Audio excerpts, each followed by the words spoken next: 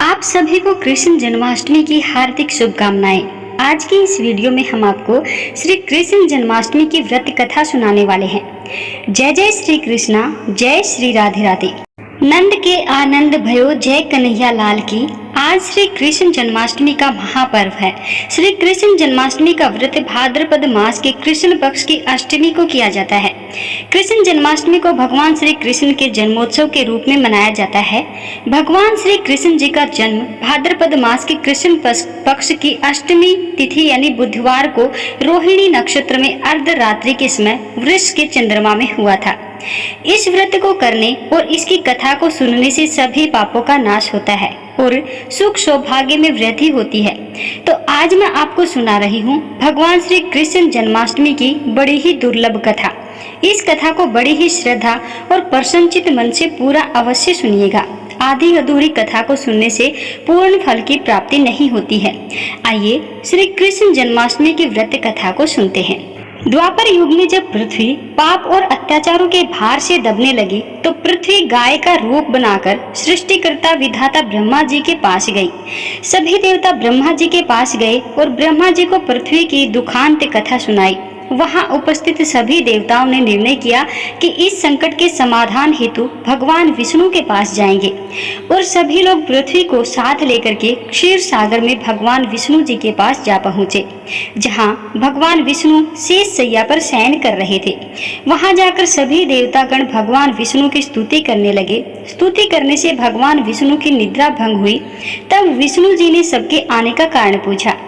तब दीन वाणी से पृथ्वी बोली, हे प्रभु, संपूर्ण भूमंडल पाप और अत्याचारों से घिर गया है और पृथ्वी इन पाप और अत्याचारों के भार से दबने लगी है। इसीलिए कृपा करके इस संकट का निवारण करिए। यह सुनकर के भगवान श्री हरि बोले, मैं ब्रज मंडल में वासुदेव गोप की भार्या कंस की बहन देवकी के गर्भ से जन्म लूंगा। इसीलिए तुम ब्रज भूमि में जाकर यादव कुल में अपना शरीर धारण करो। इतना कहकर भगवान विष्णु अंतर ध्यान हो गए और देवता तथा पृथ्वी ब्रज भूमि में आकर के यादव कुल के नंद यशोदा तथा गोपियों के रूप में पैदा हुए।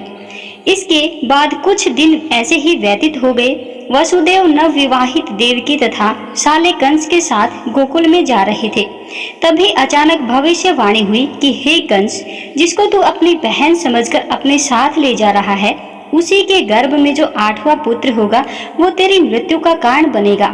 इतना सुनते ही कंस तलवार उठाकर देवकी को मारने के लिए दौड़ा। तब वसुदेव ने कहा, कंस, देवकी बेकसूर है और बेकसूर स्त्री को मारना उचित नहीं है। इसीलिए जब भी देवकी के गर्भ से पुत्र का जन्म होगा तो पैदा होते ही मैं आपको इसकी संतान को सौंप दूंगा। तो फिर आपको कौन मारेगा? कंस ने उसकी बात मान ली और वसुदेव तथा देवकी को ले जाकर जेल में बंद कर दिया। जब भी देवकी के पुत्र होता तो कंस उसे मार देता। इसी तरह देवकी के 7 पुत्र मारे गए। इसके बाद जैसे ही 8वें गर्भ की बात कंस को मालूम हुई, इस बात का पता चलते कंस ने देवकी और वसुदेव को विशेष कारागार में डलवाकर पहरा लगवा दिया। भाद्र माह की कृष्ण पक्ष की अष्टमी को अर्धरात्रि के समय जब शंख गदा पद्मधारी भगवान श्री कृष्ण का जन्म हुआ तो चारों ओर प्रकाश फैल गया। लीलाधारी भगवान की यह लीला देखकर वसुदेव और देवकी उनके सामने हाथ जोड़कर खड़े हो गए। भगवान श्री कृष्ण ने जब अपना बाल स्वरूप लिया तब देवकी और वसुदेव के हाथों की हथकड़ियां टूटकर खुल गई। दरवाजे अपने आप खुल गए और पहरेदार सोते हुए नजर आए। तब वसुदेव कृष्ण जी को अपने साथ लेकर के वहां से निकल गए। जब वसुदेव ने यमुना को पार करने के लिए अंदर प्रवेश किया तो यमुना का स्तर बढ़ने लगा।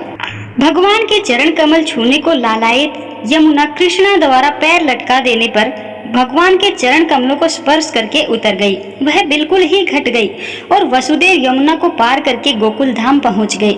वहां जाकर खुले दरवाजे और सोई हुई यशोदा को देखकर बालक कृष्ण को वहीं सुला दिया और सोई हुई कन्या को लेकर के वहां से चले आए। जब वसुदेव वापस कारागार में पहुंचे तो अपने आप उनको बेड़ियां लग गई और दरवाजे बंद हो गए। दरवाजे बंद होने के बाद वहां सोए हुए पहरेदार भी जग गए। हथकड़ियां लगने के बाद कन्या रोने लगी। तब जगे हुए पहरेदार ने कन्या का रुदन सुनकर तुरंत कंस के पास खबर भेज दी कि देवकी का 8वां पुत्र जन्म ले चुका है। यह सुनकर कंस तुरंत ही दौड़ता हुआ वहां आया जब कंस ने कन्या को हाथ में लेकर के पत्थर पर पटकना चाहा तो कन्या हाथ से छूटकर आकाश में उड़ गई और साक्षात देवी के रूप में प्रकट होकर के बोली कि हे दुष्ट कंस, तुझे मारने वाला गोकुल में नंद के घर में उत्पन्न हो चुका है और उसी से तेरी मृत्यु निश्चित है। मेरा नाम तो वैष्णवी है, मैं संसार के कर्ता भगवान विष्णु की माया से उत्पन्न हुई हूँ। इतना कहकर के वह स्वर्ग की ओर चली गई। उस आकाशवाणी को सुनकर कंस क्रोधित हो उठा। उसने नंद जी के गृह में पूतना राक्षसी को कृष्ण जी का वध करने के लिए भेजा, किंतु जब वह राक्षसी श्री कृष्ण जी को सतनपान कराने लगी तो कृष्ण जी ने उसके सतन से उसके प्राणों को ही खींच लिया और वह राक्षसी कृष्ण कृष्ण कहते हुए मृत्यु को प्राप्त हो गई। जब कंस को पूतना की मृत्यु का समाचार प्राप्त हुआ तो उसने कृष्ण का वध करने के लिए क्रमशकेशी नामक दैत्य को अश्व के रूप में, उसके पश्चात अरिष्ट नामक दैत्य को बैल के रूप में भेजा, किंतु यह दोनों भी कृष्ण जी के हाथों मृत्यु को प्राप्त हुए। इसके पश्चात कंस ने कालियाख्य नामक दैत्य को कौवे के रूप में भेजा, किंतु वह भी श्री कृष्ण जी के हाथों मारा गया। अपने बलवान राक्षसों की मृत्यु के आघात से कंस अत्यधिक भयभीत हो गया। उसने द्वारपालों को आज्ञा दी कि नंद को तत्काल मेरे समक्ष उपस्थित करो। द्वारपाल नंद को लेकर के जब उपस्थित हुए तब कंस ने नंद जी से कहा कि यदि तुम्हें अपने प्राणों को बचाना है तो पारिजात के पुष्प ले आओ, यदि तुम नहीं ला पाए तो तुम्हारा वध निश्चित है। कंस की बातों को सुनकर नंद ने ऐसा ही होगा कहा और अपने घर की ओर चल दिए। घर आकर उन्होंने संपूर्ण वृतांत अपनी स्त्री यशोदा को सुनाया, जिसे श्री कृष्ण जी भी सुन रहे थे। एक दिन श्री कृष्ण अपने मित्रों के साथ यमुना नदी के किनारे गेंद खेल रहे थे और अचानक श्री कृष्ण जी की गेंद यमुना में फेंक दी गई। यमुना नदी में गेंद फेंकने का मुख्य उद्देश्य यह था कि किसी प्रकार पारिजात पुष्प ले आए, अतः वे कदम के वृक्ष पर चढ़कर यमुना में कूद पड़े।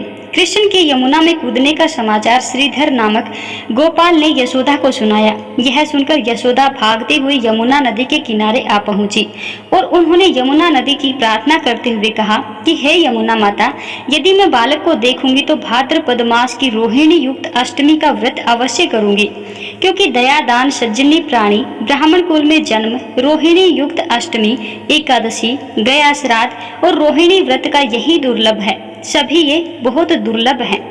हजारों अश्वमेघ यज्ञ, सहस्त्र राजसूय यज्ञ, दान, तीर्थ और व्रत करने से जो फल प्राप्त होता है वह सब श्री कृष्ण जन्माष्टमी के व्रत को करने से प्राप्त हो जाता है।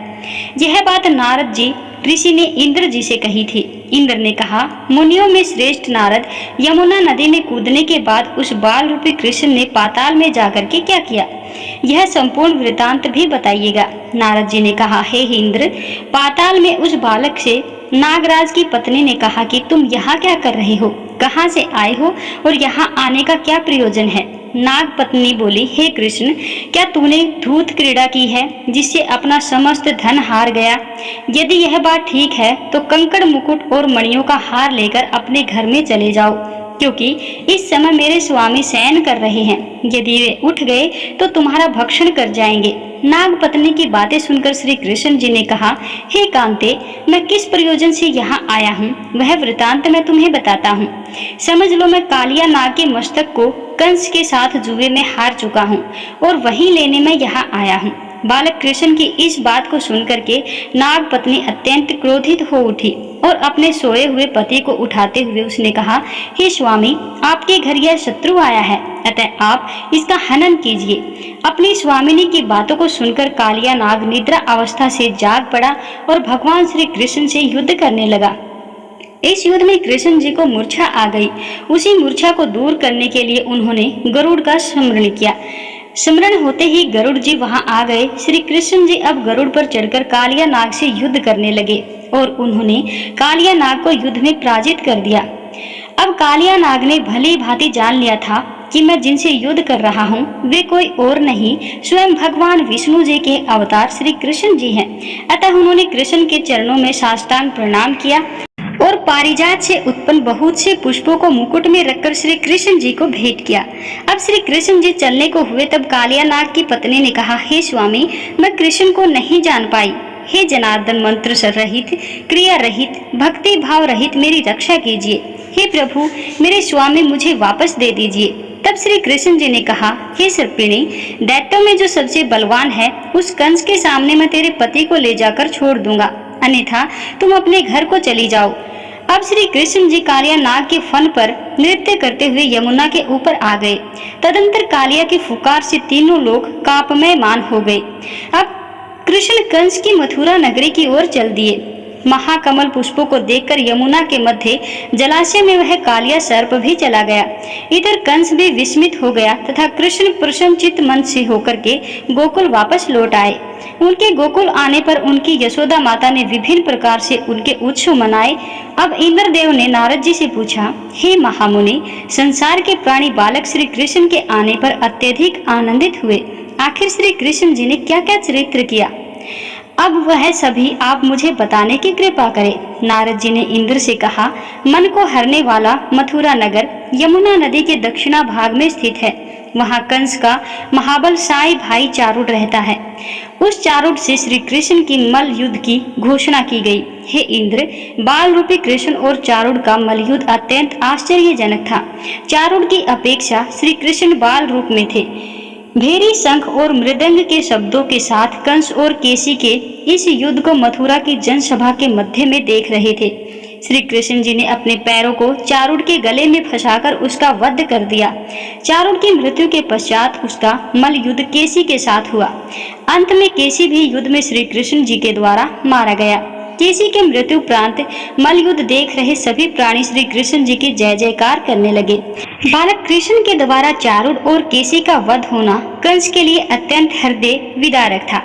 अतः उसने सैनिकों को बुलाकर उन्हें आज्ञा दी कि तुम सभी अस्त्र शस्त्रों से सुसज्जित होकर कृष्ण से युद्ध करो। हे इंद्र, उसी समय श्री कृष्ण जी ने गरुड़, बलराम तथा सुदर्शन चक्र का ध्यान किया, जिसके परिणाम स्वरूप बलदेव जी सुदर्शन चक्र लेकर गरुड़ पर आरूढ़ होकर आए। उन्हें आता देख बालक कृष्ण सुदर्शन चक्र को उनसे लेकर के स्वयं गरुड़ की पीठ पर बैठकर जाने लगे। कितने ही राक्षसों तथा दैत्यों का वध कर दिया, कितनों ही शरीरों को अंग भंग कर दिया। इस युद्ध में श्री कृष्ण और बलदेव जी ने असंख्य दैत्यों का वध किया। बलराम जी ने अपनी आयुध शस्त्र हल से और कृष्ण जी ने सुदर्शन चक्र से माघ मास के शुक्ल पक्ष की सप्तमी को विशाल दैत्यों के समूह का सर्वनाश कर दिया था। जब अंत में केवल दुराचारी कंस ही बच गया तो कृष्ण जी ने कहा, हे दुष्ट, अधर्मी, दुराचारी, अब मैं इस महायुद्ध स्थल पर तुझसे ही युद्ध करूंगा तथा तेरा वध करूंगा। इस संसार को तुझसे मुक्त करूंगा। यह कहते हुए श्री कृष्ण जी ने उसके केसों को पकड़ लिया और कंस को घुमाकर पृथ्वी पर पटक दिया, जिससे वह मृत्यु को प्राप्त हुआ। कंस के मरने पर देवताओं ने शंख, घोष तथा पुष्प वर्षा की। वहां उपस्थित समुदाय श्री कृष्ण जी की जय जयकार कर रहा था। कंस की मृत्यु पर नंद बाबा, देव की माता, वसुदेव जी, यशोदा माता और इस संसार के सभी प्राणियों ने पर्व मनाया। इस प्रकार से श्री कृष्ण जन्माष्टमी की इस पावन कथा का यही समापन हुआ। बोलिए श्री कृष्ण भगवान की जय हो।